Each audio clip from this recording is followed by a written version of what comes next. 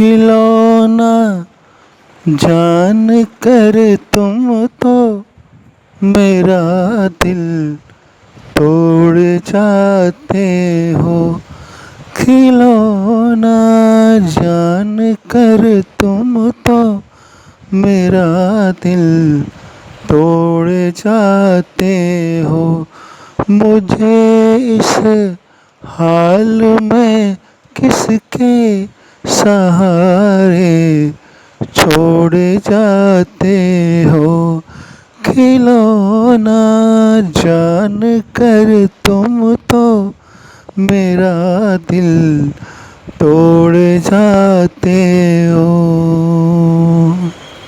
मोहम्मद रफ़ी, जिन्हें दुनिया रफ़ी या रफ़ी साहब के नाम से बुलाती है, वे हिंदी सिनेमा के बेहतरीन पार्श्व गायकों में से एक थे। अपनी आवाज की मधुरता के कारण ही उनको शहंशाह तरन्नुम भी कहा जाता है। मोहम्मद रफ़ी का जन्म 24 दिसंबर 1924 को पंजाब के अमृतसर जिले में हुआ था। रफ़ी ने कम उम्र में ही संगीत में रुचि दिखाना शुरू कर दी थी। बचपन में ही उनका परिवार गांव से लाहौर फिर अमृतसर आ गया था। रफ़ी के परिवार का संगीत से दूर दूर तक कोई वास्ता नहीं था। रफ़ी के भाई की नाई की दुकान थी। रफ़ी बचपन में दुकान पर जाकर बैठते थे। उस वक्त दुकान पर एक फकीर रोज आकर सूफी गाने सुनाता था। तब रफ़ी मात्र 7 वर्ष के थे। रफ़ी को उस फकीर की आवाज इतना ज्यादा भाने लगी कि वे दिन भर उस फकीर का पीछा कर उसके गीत सुना करते थे। जब फकीर अपना गाना बंद करके खाना या आराम करने चला जाता था तो रफ़ी उसके गानों की नकल करने की कोशिश करते थे। वे उस फकीर के गाए गीत उसी की आवाज में गाने में इतना मस्त हो जाते थे कि उनको पता ही नहीं चलता था कि उनके आसपास लोगों की भीड़ खड़ी हो गई है। जब भी कोई उनकी दुकान पर बाल कटवाने आता था तो रफ़ी से एक गाने की फरमाइश जरूर करता था। तब रफ़ी के बड़े भाई मोहम्मद हामिद ने रफ़ी की संगीत के प्रति रुचि को देखकर वह रफ़ी को उस्ताद अब्दुल वाहिद के पास ले गए और संगीत की शिक्षा देने को कहा। इसके बाद रफ़ी ने उस्ताद अब्दुल वाहिद खान व पंडित जीवन लाल मट्टू और फिरोज निजामी से संगीत की तालीम हासिल की। मोहम्मद रफ़ी बहुत ही शर्मीले किस्म के व्यक्ति थे। आजादी के समय उन्होंने भारत में ही रहना पसंद किया। रफ़ी की शादी बेगम विकलिस के साथ हुई थी। असल में रफ़ी ने 2 शादियां की थी। पहली शादी से एक बच्चा हुआ तथा दूसरी शादी से 6। इस तरह मोहम्मद रफ़ी के कुल 7 बच्चे थे। मोहम्मद रफ़ी ने अपना पहला गाना एक पंजाबी फिल्म गुल बलोच में गाया था। वर्ष 1945 में मोहम्मद रफ़ी ने हिंदी फिल्म गांव की गोरी से अपने करियर की शुरुआत की थी। संगीतकार नौशाद ने मोहम्मद रफ़ी को बॉलीवुड फिल्म पहले आप में गाना गाने का एक मौका दिया। नौशाद ने रफ़ी को एक समूह के साथ गाने का अवसर दिया। वह गाना प्रसिद्ध गायक केएल सहगल द्वारा गाया गया। फिल्म शाहजहां जो कि 1946 में आई थी, उसमें रफ़ी को गीत मेरे सपनों की रानी गाने का मौका मिला। रफ़ी ने फिल्म अनमोल घड़ी में तेरा खिलौना टूट गया बालक को गाकर शीघ्र ही सफलता हासिल कर ली थी। इसके बाद मोहम्मद रफ़ी ओपी नैयर, शंकर जयकिशन और एसडी बर्मन जैसे अन्य संगीतकारों के पसंदीदा पार्श्व गायक बन गए थे। मोहम्मद रफ़ी और एसडी बर्मन ने गुरुदत्त की फिल्म प्यासा और कागज के फूल जैसी फिल्मों के लिए भावपूर्ण गानों को प्रस्तुत किया। ओपी नैयर ने 1950 और 1960 के दशक में अपने अधिकांश गानों के लिए मोहम्मद रफ़ी को चुना। रफ़ी ने 1970 के दशक में मुख्य रूप से लाइव संगीत कार्यक्रमों में प्रदर्शन किया और उस दौर में मोहम्मद रफ़ी के लाइव शो काफी हिट हुए थे। गिला तुमसे नहीं कोई मगर अफसोस थोड़ा है कि जिस गम ने मेरा दामन बड़ी मुश्किल से छोड़ा है, उसी गम से मेरा फिर आज रिश्ता जोड़े जाते हो। खिलौना जान कर तुम तो मेरा दिल तोड़ जाते हो।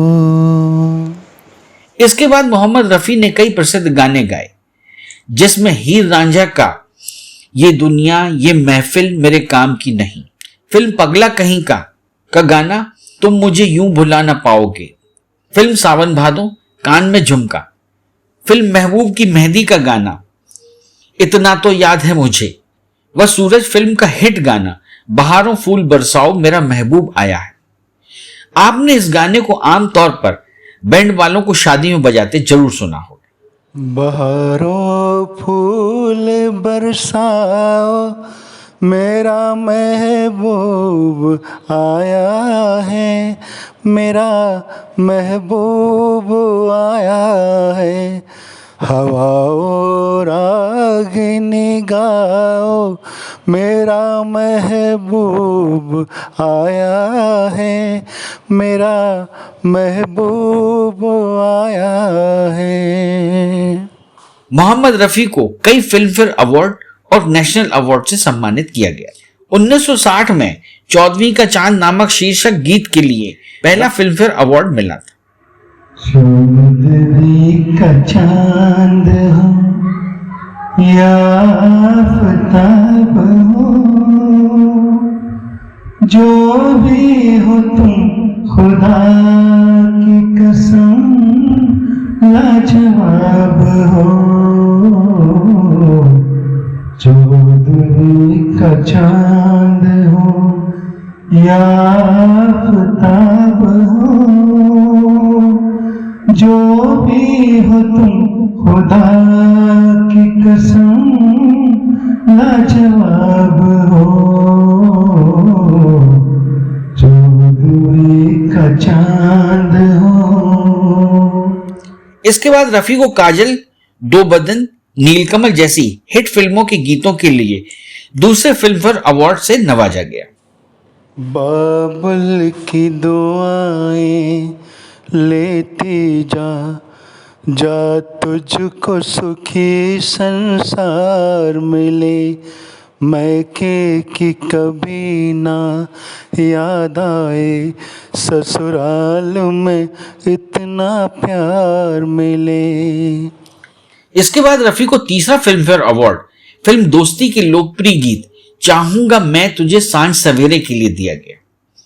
वर्ष 1966 में रफी को चौथा फिल्मफेयर अवार्ड फिल्म सूरज के गाने के लिए बहारों फूल बरसाओ मेरा महबूब आया है के लिए दिया गया था। ओ लाली फूल की मेहंदी लगा इन गोरे हाथों में, उतर आए घटा काजल लगा इन गोरी आँखों में। हवाओं मांग भर जाओ मेरा महबूब आया है, मेरा महबूब आया है। बहारों फूल बरसाओ। इसके बाद वर्ष 1968 में ब्रह्मचारी फिल्म का गाना दिल के झरोखे में तुझको बिठाकर के लिए रफी को 5वां फिल्मफेयर अवार्ड दिया गया। इस तरह रफी अपने गायकी के पूरे करियर में 23 बार फिल्मफेयर अवार्ड के लिए नॉमिनेट हुए और 6 बार उन्होंने फिल्मफेयर अवार्ड जीता। वर्ष 1965 में रफी को भारत सरकार की ओर से पद्मश्री से सम्मानित किया गया। वर्ष 1968 में बाबुल की दुआएं लेती जा व वर्ष 1977 में क्या हुआ तेरा वादा गीतों के लिए दोबारा पद्मश्री से सम्मानित किया गया। नाजों से तुझे पाला मैंने, कलियों की तरह फूलों की तरह, बचपन में झुलाया है तुझको बाहों ने मेरी झूलों की तरह। मेरे बाग की है नाजुक डाली, तुझे हर पल नई बहार मिले। मैके की कभी ना याद आए, ससुराल में इतना प्यार मिले। सन 1948 में भारतीय स्वतंत्रता दिवस की पहली वर्षगांठ पर मोहम्मद रफी को तत्कालीन प्रधानमंत्री श्री जवाहरलाल नेहरू द्वारा रजत पदक दिया गया था। मरणोपरांत 2001 में हीरो होंडा और स्टारडस्ट पत्रिका ने मोहम्मद रफी को मिलेनियम के सर्वश्रेष्ठ गायक के रूप में सम्मानित किया था। मोहम्मद रफी ने वर्ष 2013 में हिंदी सिनेमा में बेहतर आवाज के लिए CNN, IBN पोल भी मरणोपरांत जीता था। मोहम्मद रफी ने हिंदी के अलावा दूसरी कई भाषाओं में गाने गाए, जिसमें हिंदी गानों के अलावा गजल, भजन, देशभक्ति गीत, कव्वाली आदि शामिल हैं। इस तरह मोहम्मद रफी ने लगभग 26,000 से भी अधिक गाने गाए। जिन अभिनेताओं पर उनके गाने फिल्माए गए हैं उनमें मुख्यतः गुरुदत्त, दिलीप कुमार, देवानंद, मनोज कुमार, भारत भूषण, जॉनी वॉकर, सुनील दत्त, संजीव कुमार, जॉय मुखर्जी, शम्मी कपूर, राजेंद्र कुमार, राजेश खन्ना, अमिताभ बच्चन, धर्मेंद्र, जितेंद्र, ऋषि कपूर के अलावा गायक किशोर कुमार का नाम भी शामिल है। रफी के निधन के बाद 1980 की एक घटना है। एक लग्जरी बस में उसका ड्राइवर एक के बाद एक गाने बजा रहा था। नफरत की दुनिया को छोड़कर प्यार की दुनिया में खुश रहना मेरे यार, जीवन अपना वापस ले ले जीवन देने वाले। रफी की मृत्यु के बाद गम में डूबे हुए लोग उनके दर्द भरे नगमे सुन रहे थे। तभी एक शख्स चिल्लाया, बंद करो ये। जिस आदमी ने दुनिया को मोहब्बत करना सिखाया, उसके जाने के बाद यह गाने मत बजाओ। ये शख्स थे रफी। रवि को अपनी आवाज कहने वाले अपने दौर के सुपरहिट हीरो शम्मी कपूर। छू लेने दो नाजुक होठों को, कुछ और नहीं है जाम है ये, कुदरत ने जो हमको बख्शा है वो सबसे हंसी इनाम है ये। छू लेने दो नाजुक होठों को, अच्छों को बुरा साबित करना दुनिया की पुरानी आदत है। इस मैं को मुबारक चीज़ समझ माना के बहुत बदनाम है ये। छू लेने दो नाजुक होठों को। मोहम्मद रफी कम बोलने वाले, जरूरत से ज्यादा विनम्र और मीठे इंसान थे। वे न तो शराब, न सिगरेट और न ही पान खाते थे। उनको बॉलीवुड की पार्टियों में भी जाने का कोई शौक नहीं था। हाँ, एक शौक था, स्टाइलिश घड़ियों और फैंसी कारों का। मोहम्मद रफी कभी कभी पतंग उड़ाते थे। इसके चलते उनके पड़ोसी गायक मन्ना डे उनकी पतंग काट दिया करते थे। मोहम्मद रफी बहुत अच्छे मेहमान नवाज थे। उन्हें अपने घर पर लोगों को बुलाकर दावत देने का बहुत शौक था। मशहूर संगीतकार नौशाद जी रफी के बारे में एक रोचक किस्सा बताते हैं। एक बार एक अपराधी को फांसी की सजा दी जा रही थी, तो उससे उसकी अंतिम इच्छा पूछी गई। तो उसने न तो अपने परिवार से मिलने की इच्छा जाहिर की, न ही किसी खाने की फरमाइश। उसकी सिर्फ एक इच्छा थी, जिसे सुनकर जेल कर्मचारी सन्न रह गए। उसने कहा कि वो मरने से पहले मोहम्मद रफी का मशहूर गाना, जो कि बेजू बावरा फिल्म में गाया गया था, ए दुनिया के रखवाले, सुनना चाहता है। इस पर जेल में एक टेप रिकॉर्डर लाया गया और उसके लिए वह गाना बजाया गया। ओ दुनिया के रखवाले, सुन दर्द भरे मेरे नाले, सुन दर्द भरे मेरे नाले। आस निरास के दो रंगों में दुनिया तूने सजाई। नैया संग तूफान बनाया, मिलन के साथ जुदाई। जा देख लिया हर जाई, हो लुट गई मेरे प्यार की नगरी। अब तो नीर बाले, अब तो नीर बाले, ओ अब तो नीर बहाले, ओ दुनिया के रखवाले।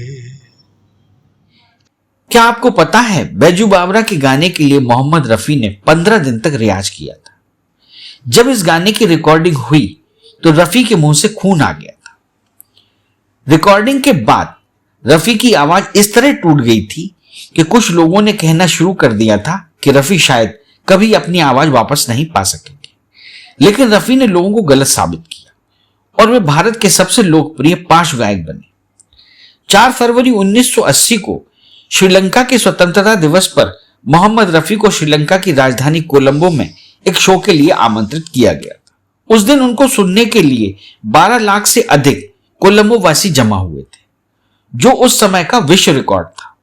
श्रीलंका के तत्कालीन राष्ट्रपति जे.आर. जयवर्धने व प्रधानमंत्री प्रेमदासा उद्घाटन के तुरंत बाद किसी और कार्यक्रम में भाग लेने जाने वाले थे, लेकिन रफी के जबरदस्त गायन ने उन्हें रुकने के लिए मजबूर कर दिया और वह कार्यक्रम खत्म होने तक वहां से हिले नहीं थे। रफी की आदत थी कि जब भी वह विदेश में किसी भी शो में जाते थे तो वहां की भाषा में एक गीत जरूर गाते थे। उस दिन कोलंबो में भी उन्होंने सिंगला में एक गीत सुनाया था। आपको बता दें कि एसपी बालासुब्रमण्यम मोहम्मद रफी का नाम बहुत सम्मान से लेते थे। उन्हें हमेशा यह मलाल रहा कि वह कभी रफी के साथ कोई गाना नहीं गा सके। एक टीवी इंटरव्यू में एसपी बालासुब्रमण्यम जी ने खुलासा किया कि इंजीनियरिंग की पढ़ाई के दौरान जब वह मोहम्मद रफी का गाना सुनते थे, दीवाना हुआ बादल सुनते ही उनकी आंखों से आंसू बहने लगते थे। उन्होंने आगे बताया कि मुझे कभी नहीं पता चला कि वो आंसू क्यों निकलते थे। मोहम्मद रफी की आवाज में वो ईश्वरीय शक्ति थी कि मैं अपने आंसुओं को रोक नहीं पाता था। आज नए अरमानों से आवाज मेरे दिल की नगरी, बरसों से खिजा का मौसम था, बरसों से खिजा का मौसम था, वीरान बड़ी दुनिया थी मेरी, वीरान बड़ी दुनिया थी मेरी, हाथों में तेरा आंचल आया के बहार आई, ये देख के दिल झूमा, ली प्यार ने अंगड़ाई, दीवाना हुआ बादल। 31 जुलाई 1980 को मोहम्मद रफी की हार्ट अटैक आने के कारण मृत्यु हो गई।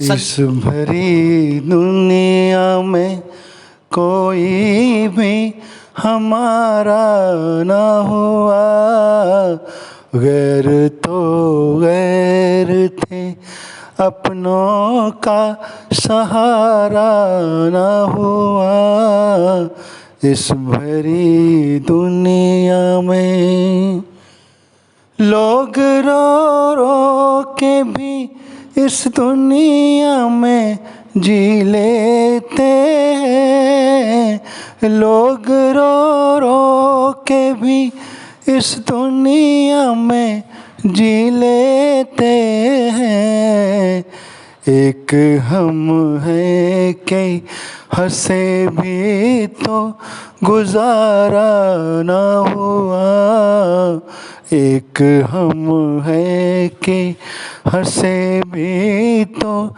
गुजारा ना हुआ, इस भरी दुनिया में कोई भी हमारा ना हुआ, इस भरी दुनिया में।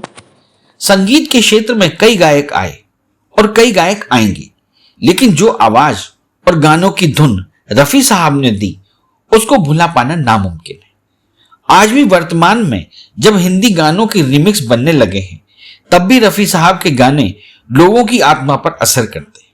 ऐसे महान गायक को बंजारा बीट्स शत शत नमन करता है। इस चैनल को लाइक और सब्सक्राइब करना ना भूलें। देखते रहिए बंजारा बीट्स।